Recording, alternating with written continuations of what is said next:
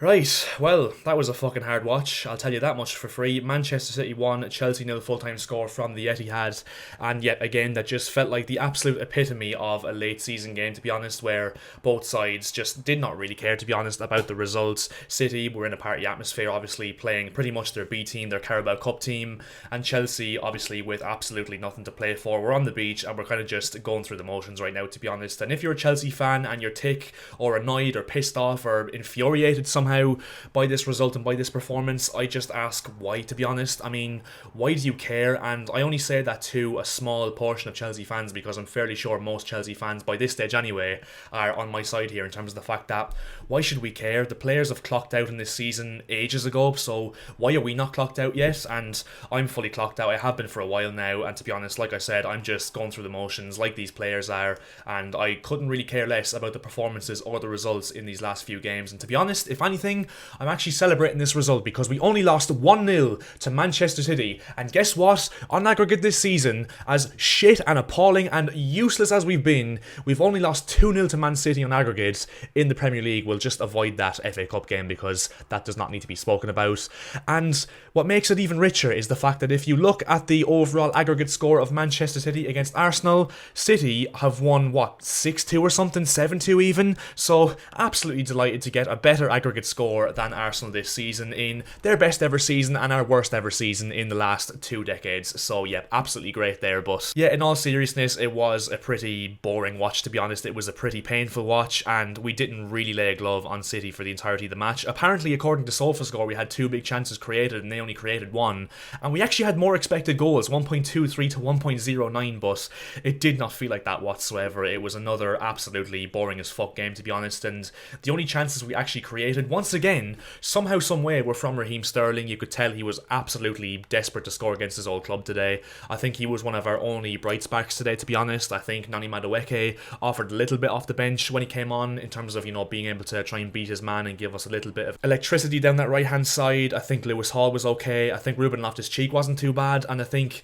in terms of the lineup, I'm just a little bit surprised overall, because if you look at Frank Lampard's quotes before the game, in the lead up to this game, it was the players that are going to be here next season, they have to impress the new manager in these last 3 or 4 games, and that was just a little bit to maybe get a little bit of motivation, a little bit of spark out with these players for the last 3 or 4 games, obviously, because they're going to have fuck all else to be motivated about in these games. But he says that, and then he plays the likes of Azpilicueta, who's going to be gone, Ruben Loftus-Cheek, who has one foot in the door at AC Milan, you have Conor Gallagher, who might be going, you have Kai Havertz, who might be going, you have Trevoh Chalobah, who might be going, Kepa, who might be going. I don't really get it. And then, leaving the likes of Mikhailo Mudryk, Nani Madueke, Carney Chukwuemeka, who I think's been absolutely robbed of minutes this season, to be honest. You leave all those players on the bench and play the ones that, especially Azpilicueta and Ruben Loftus-Cheek, who are pretty much certainties to not be here after the next 3 games of football that we play. I just don't really understand it, to be honest. I can understand it from the perspective of Frank Lampard probably wants to, play these players in terms of the fact he thinks they're going to be able to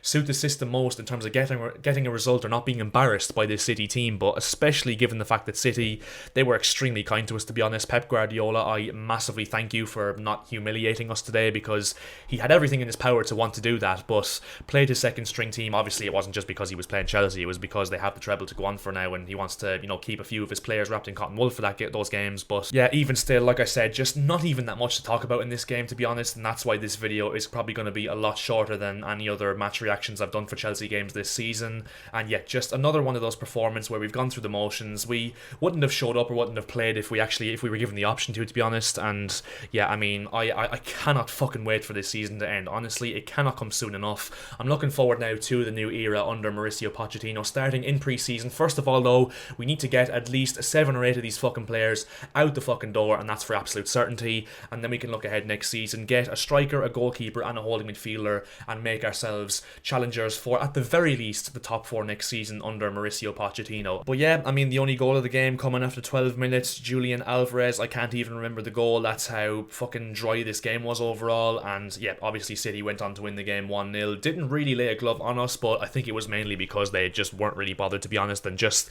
like us, going through the motions, but for different reasons. They're in a little bit of a party atmosphere. They're now going to be lifting the Premier League title in approximately 5 or 10 minutes. And yeah, like I said, I just cannot wait for this season to end and just to be able to look forward with a little bit of positivity, a little bit of optimism, and a little bit of excitement with that, fresh element going into pre-season under a new manager who, unfortunately for Frank Lampard, I'm sorry, I don't like dissing the guy because quite frankly, he's one of my favourite human beings ever. He's an absolutely lovely character. I have met him before, but he doesn't know what he's doing with this Chelsea team, and I think it's fair to say that he even knows himself now that he's not got out for this job or any sort of job at this level. And yeah, with Mauricio Pochettino coming in, hopefully he can get a bounce out of the players he actually wants to be there next season, and yeah, hopefully he can bring Chelsea back to the glory days next season and beyond. But before we actually get on with that, we have to focus on this United game now, unfortunately, and this Newcastle game next Sunday. United obviously we're playing on Thursday, and we're just going to go through the motions once again in those two games. Hopefully we don't get slapped up by either of them, and yet just basically exist in those games, to be honest, just simulate our minds through them, and then we can focus on relaxing in a Chelsea-free summer, which will be absolutely scintillating, I can't lie. But yeah, congratulations to Man City once again. I talked a lot about them in my video from yesterday where Nottingham Forest beat Arsenal to obviously hand the title to Manchester City on a silver platter. If you're a City fan and want to go and check out that video and find out what I say about this Man City team, I also did a video on them during the week after that Real Madrid game, talking about how I think they're the best team I've ever seen play, and Pep Guardiola, in my opinion, is the greatest manager of all time, and obviously I gave my reasons for that in both of those videos, and I stand by that, and I just think he's done an absolutely ridiculous job at this Man City team. I know he's been given a load of money, yada yada yada. I'm done with that bullshit of just saying about Pep Guardiola the only reason he's doing well with this City team is because he's had a load of money, because that couldn't be further from the case, to be honest. And he has, he needs to be given credit for what he's done there in terms of how dominant he's made this City team across all competitions, and he's gonna more than likely now win the treble with an FA Cup win over United and a Champions League win over Inter Milan. Both will be tough, obviously, but I think they will do it now and will cement themselves in folklore in English football as, in my opinion, the best team that has ever graced the Premier League over its 30-year existence. And yeah, I mean, what a team overall, even given the fact that you see players like Laporte, Rico Lewis, Calvin Phillips, Julian Alvarez, Phil Foden, Riyad Mahrez, who haven't really been necessarily starters every single week for City this season, and come into the team today. And I mean, the quality they've got in depth is absolutely outrageous. And yeah, once again, like I've kept saying, I feel like a broken record saying it this week, but this City team, they're just absolutely like nothing I've ever witnessed, to be honest, in my lifetime watching football. But yeah, like I said, I think I'll end it here because there's not really much else to say, and I'm going to just go watch City now lift the Premier League title and think about the good times when Chelsea Football Club were doing it back in 16-17, in 14-15, and in 09-10, and of course years before that where I was too young to witness it. But hopefully in a few years' time we can see Chelsea get back to that level, even as difficult as it's going to be against this City team in the next few years. But yeah, congratulations to Man City, like I said, once again, and yeah, we go again now to Man United on Thursday night to Old Trafford, and hopefully we don't get absolutely fucking pumped, and yeah, can come away with that game with at least some sort of credibility to our name. It's looking likely we're going to finish in the bottom half of the table this season. We're currently 12th, 1 point behind Crystal Palace, who got a point against Fulham yesterday. We do have a game in hand, but we are going to lose that against Man United, so it does not really matter. And to be honest, I would not be surprised if 12th is where we ended up finishing come the end of the season next Sunday. So it's been a dreadful season, by God, it's been a dreadful season, even worse than 15-16 somehow, some way, given the amount of money we've spent. But yeah, like I said, I mean, what can you do? We've spoken about this season enough now, and I just want to stop speaking about this season, and hence why I'll leave it at that now. And yeah, leave a like in the video if you did enjoy, subscribe to the channel as well, it would be absolutely hugely appreciated. We're looking to hit 3,000 subscribers on this channel as soon as we can possibly get there, and turn on that notification bell as well, because you will never miss one of these absolutely quality videos, said no one ever. But yeah, I'll see you guys in my next video. Thanks very much for watching, and I'll chat to you later. Up the chouse.